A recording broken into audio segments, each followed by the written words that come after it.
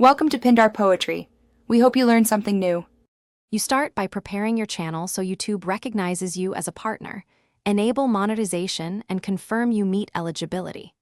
Once done, make sure your channel is a brand account if required, and connect it to a supported merchandise provider.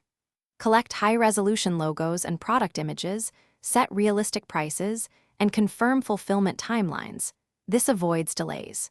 You do these steps now because YouTube verifies compliance early. Completing them first means the store integration goes smoothly and launches faster.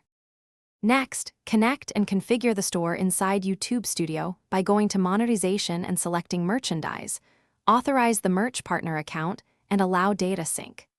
Once connected, upload or select product listings, confirm images and descriptions, and set regional availability and pricing. Make sure to choose which videos show the merchandise shelf and enable product cards on high-performing uploads. Doing this carefully ensures accurate inventory display. Synchronization delays are common, so verify each product appears as expected before pushing live. Finally, publish the store and run a full test purchase to confirm the checkout, confirmation emails, and tracking work end-to-end. You want to catch issues before fans buy.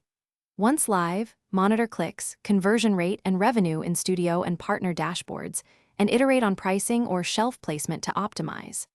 If something breaks, first check partner sync status, eligibility flags in monetization, and image/spec compliance. Contacting partner support with order ID usually resolves persistent issues quickly. Thanks for watching. Consider subscribing if we helped you.